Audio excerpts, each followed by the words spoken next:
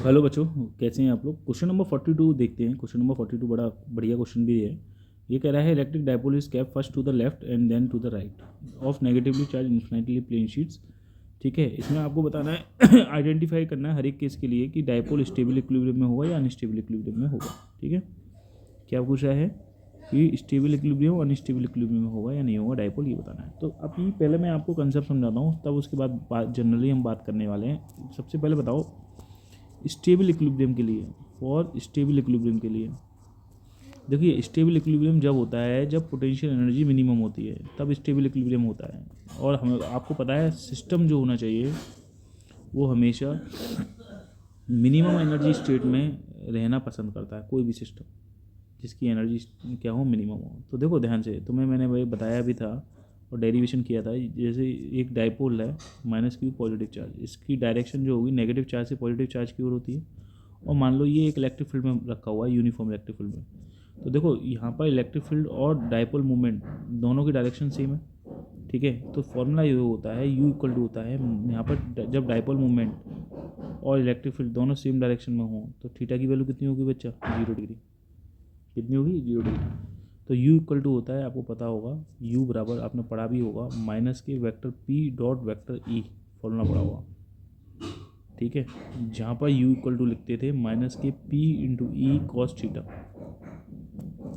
ठीक है, तो उसके अकॉर्डिंग अगर देखा जाए तो माइनस के P इंटू ई, थीटा क्या होता है, वेक्टर P और वेक्टर E के बीच का एंगल होता है। दोनों ही डायरेक्शन सेम है, तो थीटा कितना हुआ, 0। तो यहाँ कॉस 0 लगा देंगे तो U इक्वल टू कितना आ जाएगा, माइनस के P इंटू ई।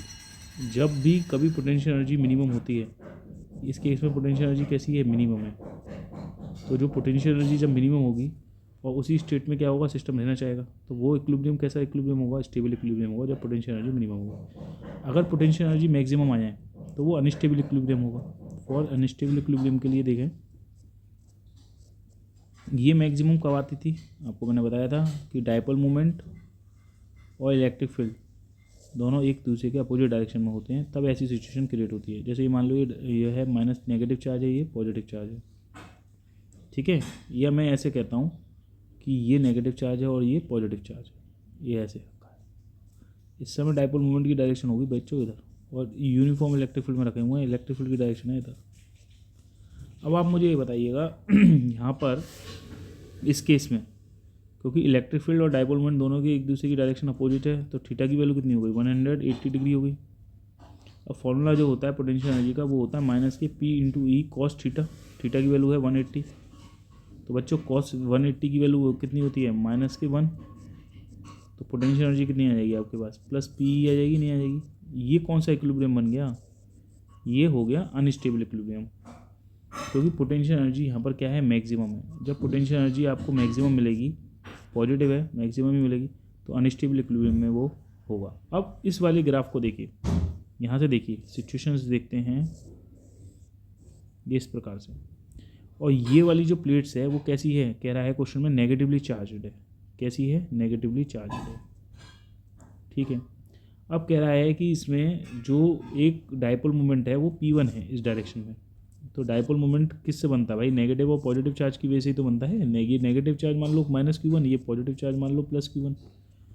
ठीक है, और ये बताओ इसमें जो इलेक्ट्रिक फील्ड की डायरेक्शन होगी, क्योंकि नेगेटिव चार्ज है, negative charge infinitely plane sheet से। ठीक है, तो इस जो है इलेक्ट्रिक फील्ड की इंटेंसिटी जो होगी वो बेसिकली क्या होगी, इसी की ओर होगी।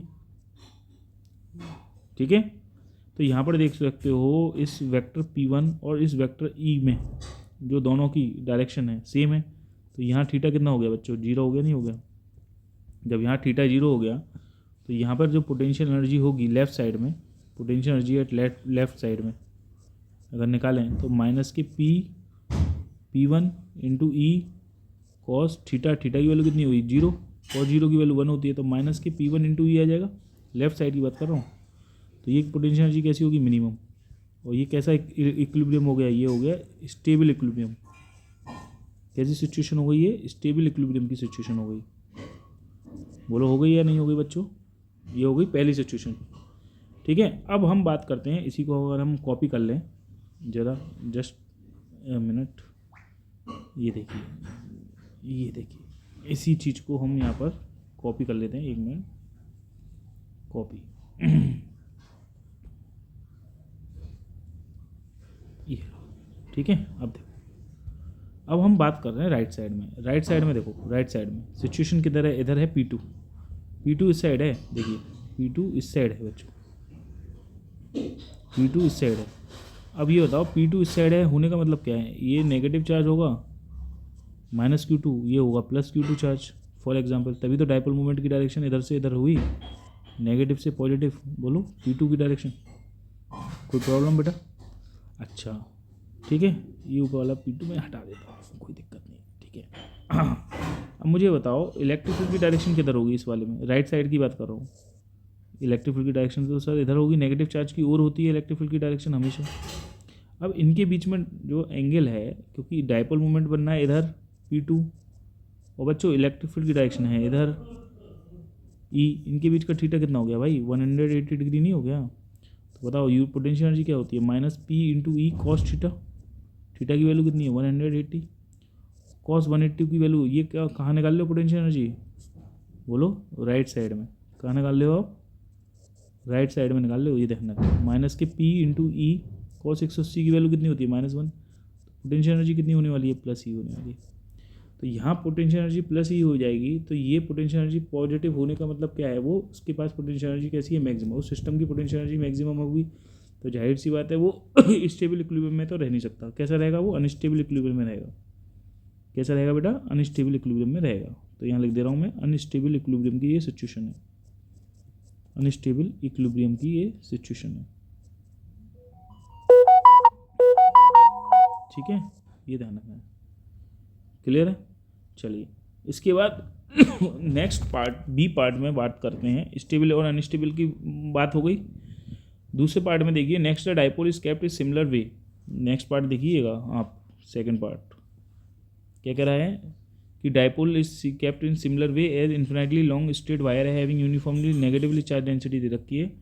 क्या डाइपोल इक्विलिब्रियम में होगा इन दो टू पोजिशंस? तो देखिए ध्यान से सुनिए। एक कह रहा है ये एक वायर है, इन्फिनिटली लॉन्ग वायर है। कौन सा वायर है ये? इन्फिनिटली लॉन्ग वायर,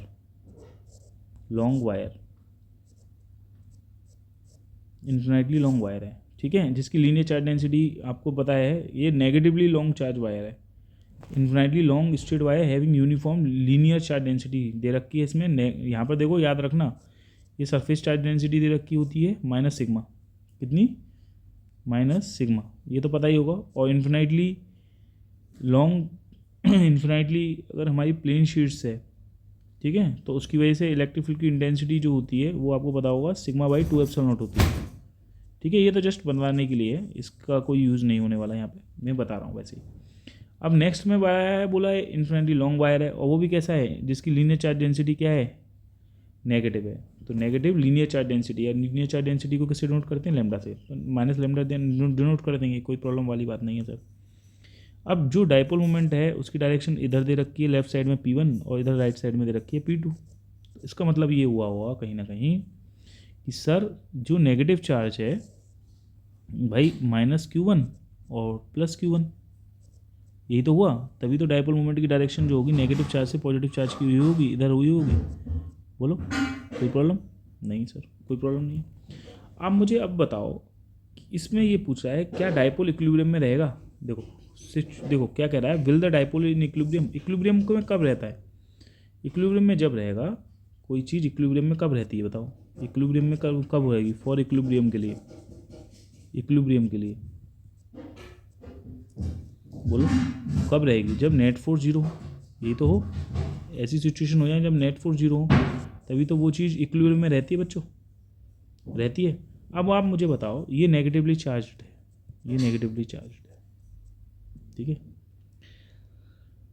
ये नेगेटिव है। तो ये बताओ इस पॉइंट पर, क्योंकि यहाँ से यहाँ तक की डिस्टेंस देखो, यहाँ से यहाँ तक इस वाली तक की डिस्टेंस मान लो यहाँ से यहाँ तक की R1 फॉर एग्जांपल, और देखो इस वाले की डिस्टेंस यहाँ से यहाँ तक की डिस्टेंस मान लो ये है R2, ठीक है।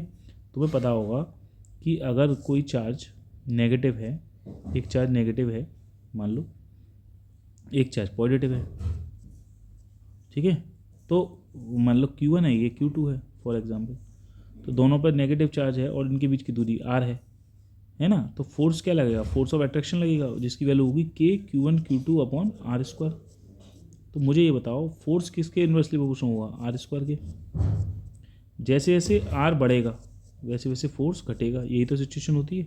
और जैसे जैसे r घटेगा वैसे वैसे फोर्स बढ़ेगा, यही तो सिचुएशन होती है। ये तो पता ही होगा तुम्हें, ठीक है। अब आप मुझे ये बताओ, क्योंकि यहाँ पे नेगेटिव चार्ज है, यहाँ पॉजिटिव चार्ज है, अगर ये इस पर फोर्स लगाएगा तो किधर लगाएगा बच्चों, इधर लगाएगा। फोर्स लगेगा ऑन 2 पर बाई 1 के द्वारा, एट्रैक्टिव फोर्स, और इधर लगेगा फोर्स ऑन 1 पर बाई 2 के द्वारा। ये कूलॉम्स लॉ में आपने पढ़ाई है। अब यहाँ पर सिचुएशन बताना, देखो ध्यान से, ये नेगेटिव चार्ज है, यहाँ पे इन्फिनिटली नेगेटिव चार्ज है। मान लो यहाँ पे चार्ज Q है, -Q चार्ज है, कोई प्रॉब्लम नहीं है।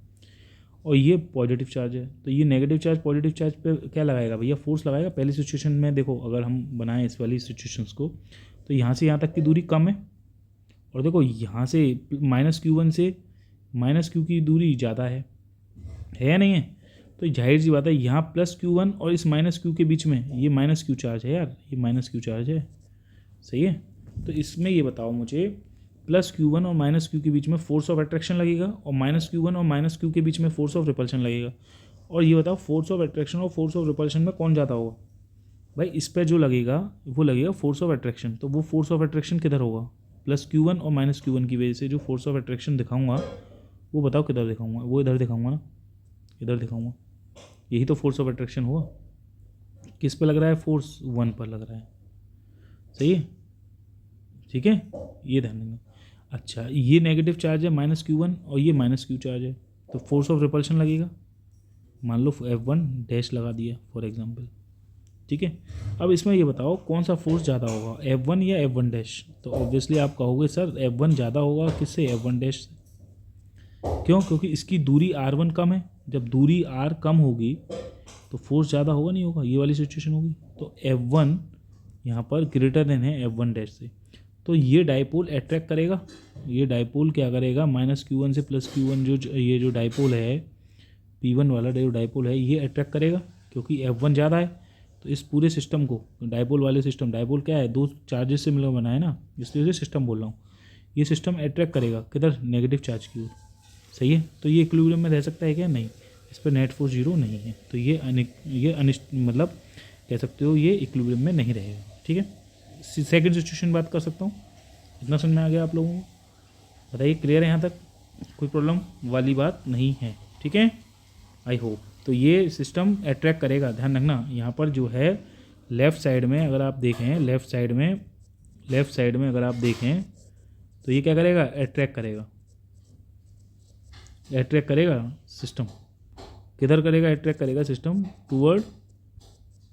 Toward negatively charge infinite wire, toward negatively charge जो इन्फिनाइटली लॉन्ग वायर है उसकी, तो नेगेटिवली चार्ज्ड इन्फिनाइटली लॉन्ग